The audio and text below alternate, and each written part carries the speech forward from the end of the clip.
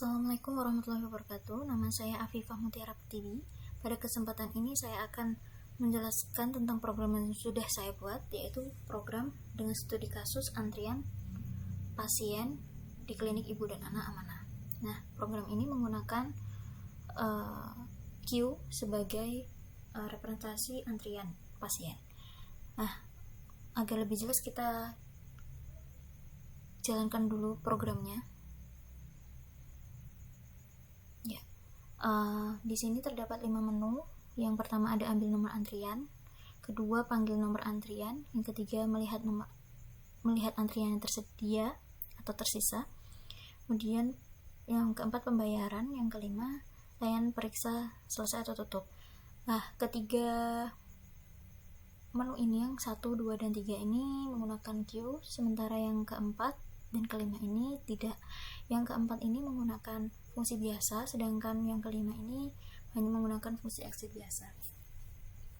Yang pertama kita akan mencoba untuk ambil nomor antrian. Di sini ibaratnya seorang pasien datang, kemudian kita sebagai yang menjalankan program adalah sebagai admin memberikan nomor antrian atau melayani pendaftaran. Nah, kita pilih menu 1, kemudian nomor antrian kita berikan 1, nama pasiennya ya. Setelah itu nanti pasien akan sudah mendapatkan nomor antrian 1, maka akan menunggu. Maka kita akan melihat dulu apakah dia sudah ada di daftar antrian. Nah, kita bisa menjalankan menu melihat antrian tersisa untuk melihat tersebut. Nah, nomor antrian tersedia adalah 1 atas nama Afi, sesuai dengan yang sudah kita inputkan tadi. Nah, selanjutnya kita satu lagi akan memasukkan data. Yang kedua namanya. Nah, sudah. Kemudian kita lihat lagi. Ya, ada 2. Begitu. Kemudian menu kedua ini digunakan untuk panggil nomor antrian sesuai dengan prinsip kerja Q, yaitu first in first out, yaitu data yang pertama kali masuk adalah data yang pertama kali keluar juga. Di sini yang data pertama kali masuk adalah Afi.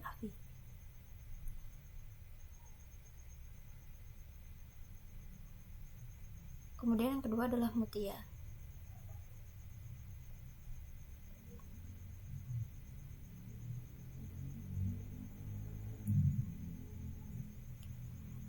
Nah, setelah itu maka kita akan memanggil menu yang nomor 2 sehingga nanti datanya akan dipanggil.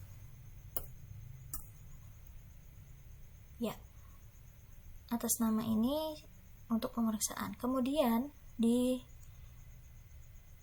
menu saya mau buat program ini untuk beberapa nilai maksimal. Ada nilai maksimal yaitu 20. Kita lihat di coding atau listing programnya. Yang pertama kita menggunakan library ini, kemudian kita menggunakan max-nya 20, dan kita menggunakan struct-nya untuk nama dan data ini yang dimasukkan tadi, yang ada nomor antrian tadi. Nah, nama menggunakan char, sedangkan data kita menggunakan integer.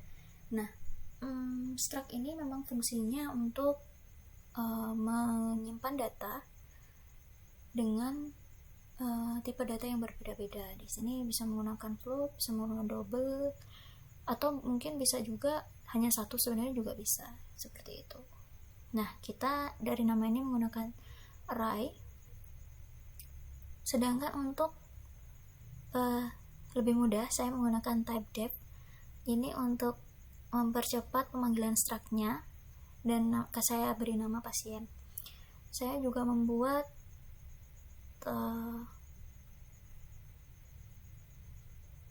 type dev yang kedua untuk struct queue yang saya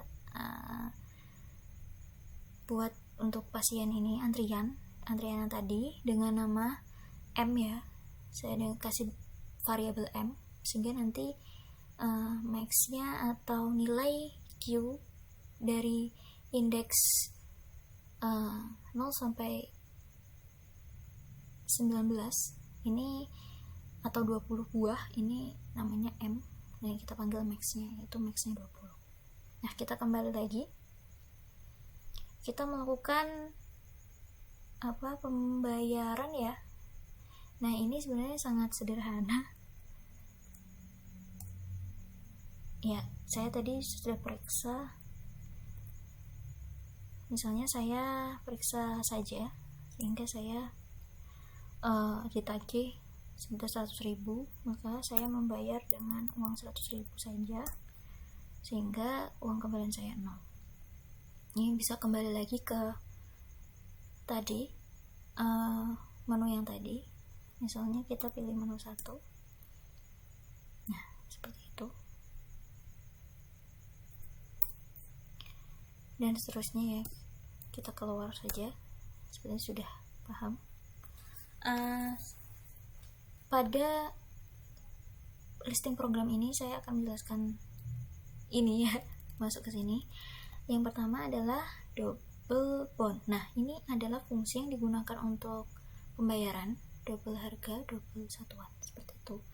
Harga ini adalah tarif dari masing-masing kebutuhan periksa yang tadi, misalnya ada USG, mungkin ada periksa saja, atau USG 4D dan sebagainya. Nah, kemudian satuan ini saya set 1 karena setiap pasien itu hanya satu kali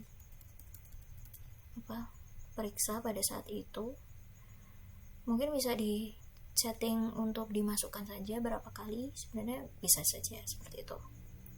Kemudian integer main. Nah, di sini kita masuk di fungsi untuk memanggil semua fungsi yang sudah kita buat di atas, yaitu yang pertama integer q max ya, integer depan min 1, belakang min 1. Jadi Q-nya yang pertama kita beri nilai setting min 1. Nah, karena Q-nya itu nilai pertamanya nanti akan di antrian 0 atau di nomor array-nya 0 gitu. Sedangkan yang di belakang juga. Nah, ini adalah memanggil struct-nya tadi, dan integer pilihan 2, data, dan i ini digunakan untuk perulangan dan percabangan. Terus ini untuk memasukkan data. Kemudian double satuan harga periksa USG 4D pakai. Nah, ini untuk di fungsi double bond. Nah, kita menggunakan do while di sini. Kita ada menu yang tadi, ini tampilan menu yang tadi. Kemudian kita kan memilih ya tadi. Nah, masuk ke c-in pilihan. Kalau c-out kan untuk menampilkan atau merepresentasikan, sedangkan c-in untuk menginputkan data ke dalam program. Nah, pilihan yang untuk menu ini, yang untuk menu utama kita pakai variabel pilihan. Kemudian kita masuk ke switch case. Di sini variabel pilihan, switch dari variabel pilihan kita ada 5 case berarti ya kan. Yang case yang pertama ini untuk antrian tadi, yang mengambil antrian, yang membuat nomor antrian tadi, yaitu memasukkan, kalau di dalam queue ini jadi enter queue, jadi dia memasukkan nih antrian ya. Oke, ini saya salah. Nah, belakang kurang dari 19 berarti nilai yang paling belakang, kalau tadi itu belum kurang dari 19 berarti masih bisa diisi antriannya.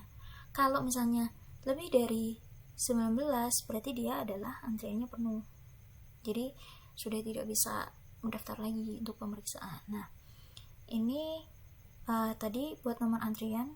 Jadi data tadi Ini adalah data yang kita masukkan di queue kita yang bernama QM tadi, di array-nya kita masukkan data ini, kemudian nama pasien kita masuk ke struct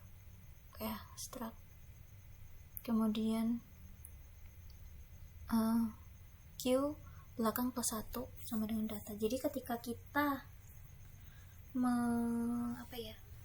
memasukkan data, kita otomatis akan selalu menambah data dari di belakangnya, itu nilainya akan bertambah terus, sehingga nanti biar bisa mengatur sampai datanya itu sebanyak 20 buah atau 0 sampai 19 seperti itu. Nah, jadi kita men-set jika nilai belakangnya 0 maka nilai depannya 0, seperti itu urutannya ya, ini indeks urutannya. Nah, kemudian kita menggunakan case yang kedua. Case yang kedua ini untuk memanggil antrian atau delete dari antrian itu. Jadi kalau antrian itu kan kita gunakan untuk queue itu first in first out kan tadi. Jadi yang kita delete ya otomatis yang pertama. Jadi yang antrian yang pertama, jadi yang paling bisa, kalau datanya cuma satu berarti cuman yang paling belakang yaitu sama dengan yang paling depan. Tapi kalau misalnya data yang paling depan datanya itu lebih dari satu, berarti datanya itu yang kurang dari indeks belakang gitu. Kemudian kalau misalnya tidak ada data, maka dia akan ada antrian kosong seperti itu. Dia akan kemudian lanjut, kita case yang ketiga ini adalah menampilkan data. Jadi for i depan, variabel i ini digunakan untuk tadi ya, untuk merepresentasikan nilai yang depan dan nilai yang belakang. Jadi setiap i nilainya sama dengan nilai depan, maka ketika i kurang dari sama dengan nilai belakang, maka akan ditampilkan terus semuanya. Jadi menampilkan semua file yang semua data yang ada di range depan dan belakang sampai belakang akan ditampilkan terus. Nah, ini kita panggilnya di Q dan I seperti itu. Namanya tadi yang ada di array. Kemudian untuk sampai situ sebenarnya masih ada, bisa kita buat fungsi-fungsi yang lain ya untuk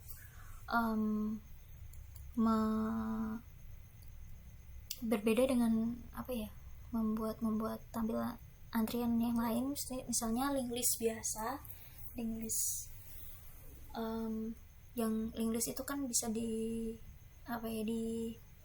CCP di depan, di tengah, atau di belakang. Kalau Q tidak bisa, jadi dia hanya bisa digunakan untuk antrian yang ya seperti misalnya kita antrian ini, atau yang tidak bisa di CCP seperti itu. Misalnya ini kemudian di bank misalnya seperti itu. Kalau di bank kita sama saja sih prinsipnya seperti ini. Nah, kemudian ada juga kita bisa menggunakan array biasa seperti itu, tapi array ini kekurangannya tidak bisa, sebenarnya ini kan menggunakan array juga ya di queue-nya ini, tapi si array ini tidak bisa hanya bisa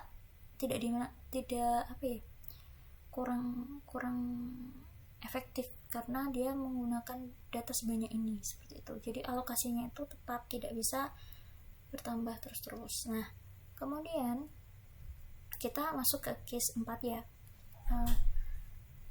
Untuk pembayaran, di bagian pembayaran kita sudah set nilai-nilai dari variabel yang kita inginkan yang tadi digunakan. Yang pertama adalah periksa, jadi tarif periksa itu di sini 100.000, sedangkan untuk USG di sini 80.000. Dan untuk USG 4D adalah 300.000. Nah, masalah variabel ya. Jadi ketika kita membuat variabel atau nama untuk sebuah nama lain ya untuk sebuah atribut di dalam program kita, sebaiknya kita menggunakan nama-nama yang atau variabel yang logik atau fakta seperti itu, agar kita itu gampang ketika kita menggunakan program itu, kita tidak perlu mengingat-ingat lagi, oh itu X itu apa ya atau apa seperti itu, kecuali ketika kita perulangan, agar ketika di for tadi kita menggunakan I karena agar cepat ya. Kalau di sini menggunakan apa ya, data melayani antrian misalnya seperti itu akan lama ya, tidak efisien juga seperti itu. Kemudian di sini sudah ada, kita menggunakan operasi langsung di sini, dan kita membuat switch case lagi. Nah, switch case ini menggunakan variabel pilihan 2 karena tadi sudah menggunakan variabel pilihan, agar berbeda kita menggunakan variabel pilihan 2. Variabel pilihan 2 ini mempunyai 3 menu. Yang pertama adalah case 1.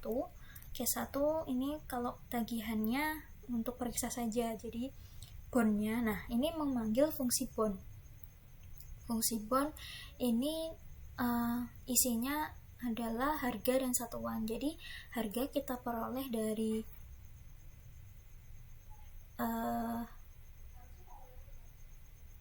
ini, harganya di sini di set periksa, berarti hanya ini saja, sebesar nilai ini saja. Kemudian satuannya kita set 1 tadi, jadi harga dikali satuan seperti itu akan muncul di sini. Kemudian Anda akan membayar sebesar berapa, C-in pakai. Nah, kita menggunakan variabel pakai untuk memasukkan data uang yang kita bayarkan. Nah, itu ada berapa tergantung kalian membayarnya berapa, kemudian nanti akan dihitung. Nah, menghitungnya dengan cara biasa, operasi biasa, kita dari pakai data yang sudah kita inputkan tadi, kemudian kita kurangkan dari fungsi bond, kemudian akan muncul hasilnya. Nah, setelah itu kita bisa juga memanggil case switch case yang menggunakan pilihan tadi yang pertama, yang menu utama seperti itu. Kemudian yang kedua, ini prinsipnya sama tetapi hanya berbeda di bagian harga, karena ini case kedua ini untuk periksa tapi juga ada USG, dan case yang ketiga juga sama tapi periksa dengan USG 4D seperti itu. Kemudian kita akan memasuki fungsi yang terakhir yaitu exit ya. Jika case 5 maka exit seperti itu.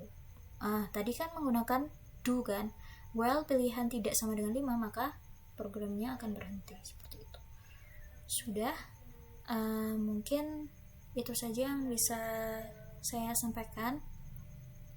Semoga penjelasan saya dapat memberikan manfaat dan cukup jelas. Apabila terdapat kekurangan dan kesalahan, bisa memberikan masukan, kritik dan saran nanti di email saya, yaitu afifah.mutiara@gmail.com ya. Semoga nanti ini bisa bermanfaat untuk semuanya. Mohon maaf atas segala kekurangan saya. Terima kasih. Assalamualaikum warahmatullahi wabarakatuh.